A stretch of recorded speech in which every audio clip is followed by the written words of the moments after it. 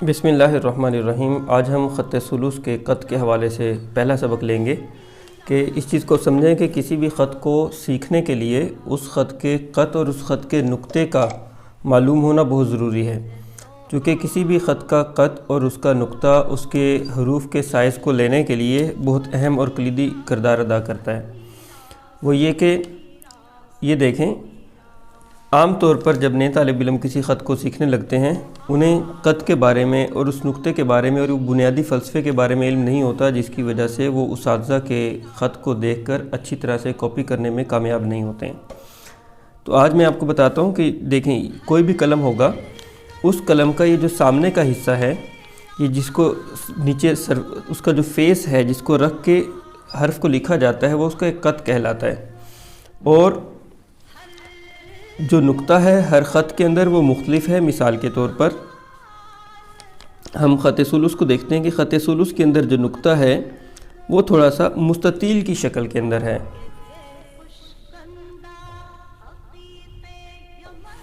इसी के बरक्स अगर हम ख़त नस्ख़ को देखें तो ख़त नस्ख़ के अंदर नुक्ता तकरीबन मुरब्बा की शक्ल में है और ख़त नस्तालीक उसका नुक्ता थोड़ा सा गुलाई के साथ है। तो हर ख़त के अंदर उसका नुक्ता मुख्तलिफ़ साइज़ में है और मुख्तलिफ़ शक्ल में है। तो लिहाजा इस चीज़ को समझना बहुत ज़रूरी है कि हम जिस ख़त को सीख रहे हैं उसका नुक्ता हमें सही तरह से मालूम हो, ताकि हम हर्फ़ का जो साइज़ मेजर कर सकें, उसको पैमाइश कर सकें, उसमें किसी किस्म की कोई गलती ना हो और हमारा हर्फ़ बिल्कुल ठीक तरीके से अदा हो। अब यहाँ पर देखें कि ख़त सुलूस के अंदर जो नुक्ता है वो मुस्ततील शक्ल में है और हम लोग इस बात को समझ चुके हैं कि जो ख़त सुलूस का अलिफ़ है वो 7 से 8 क़त पर मुश्तमिल होगा। तो लिहाजा हम एक कलम के साथ 7 से 8 नुक्ते उसी ख़त के जो नुक्ते हैं उनको लगाएंगे।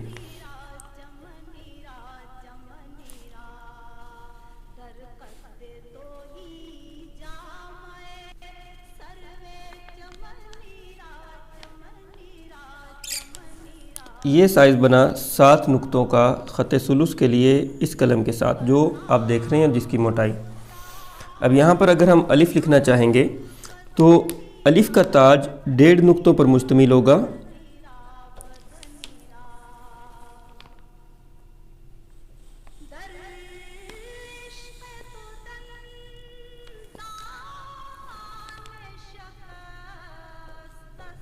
ये अलिफ़ की पूरी शक्ल होगी। अब देखें, अलिफ़ को सीखने का जो तरीका होगा वो ये कि ख़त सुलूस के अंदर अलिफ़ बिल्कुल सीधा नहीं आएगा, बल्कि थोड़ा सा आधा नुक्ता वो दाएं तरफ नीचे से झुका होगा और ऐसे ही ऊपर से तकरीबन आधा नुक्ता वो बाएं तरफ झुका होगा और तकरीबन 1.5 क़त के करीब अलिफ़ का ताज आएगा। 1.5 क़त का ये अलिफ़ का ताज होगा। और इसी तरह अगर हम अपने कलम को तब्दील करें, ये चीज़ समझें कि अगर हमारा कलम छोटा हो जाए तो कलम छोटा होने की सूरत के अंदर हमारे चूँकि नुक्ते का साइज़ भी छोटा हो जाएगा और वही चीज़ उसके अलिफ़ के ऊपर भी असरअंदाज होगी, यानी उसके साइज़ के ऊपर भी असरअंदाज होगी। अब हम कदरे छोटे कलम के साथ ख़त सुलूस के अंदर अलिफ़ को लिखते हैं, तो लिहाजा अब जो नुक्ता लगेगा वो उसी कलम के साइज़ के मुताबिक लगेगा।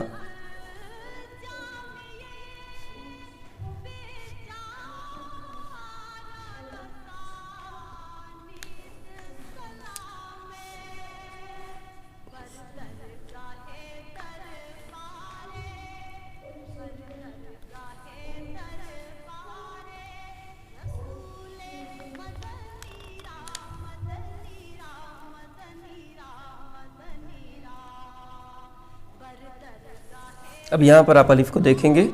कि अलिफ़ का साइज़ यानी छोटे कलम से लिखा गया अलिफ़ उसका साइज़ छोटा होगा और बड़े कलम से लिखा गया अलिफ़ उसका साइज़ बड़ा होगा। तो यहाँ पर जो कलम का साइज़ होगा कलम के कद का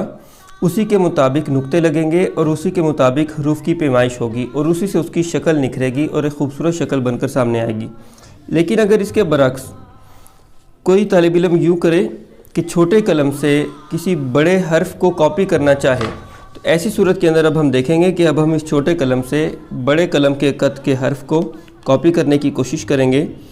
ایسی صورت کے اندر اگر ہم اس سائز کو فالو کرنے کی کوشش کریں گے تو ہمارا الف وہ اپنی خوبصورتی کے ساتھ نہیں بنے گا، بلکہ اس کے اندر ایک اجنبیت ہوگی اور وہ دیکھنے کے اندر اچھا الف نہیں لگ رہا ہوگا۔ تو لہٰذا ہر قلم کے مطابق، یعنی آپ کو جس سائز کے اندر کسی چیز کو لکھنا ہے، کسی آیت کو لکھنا ہے، کسی لفظ کو لکھنا ہے، تو جس سائز میں آپ حروف کو لکھنا چاہتے ہیں تو اسی کے مطابق آپ بڑے قد کی قلم لے کر اس کو لکھیں گے۔ اس چیز کو جب تک نہیں سمجھیں گے کہ ہر سائز کا، یعنی مختلف سائز لکھنے کے لیے ہمیں قلم کا سائز مختلف کرنا ہوگا اور اسی کے مطابق قلم کو اختیار کرنا ہوگا، اگر ہم اس کو فالو نہیں کریں گے تو ہم کبھی بھی اچھی خطاطی نہیں سیکھ سکیں گے۔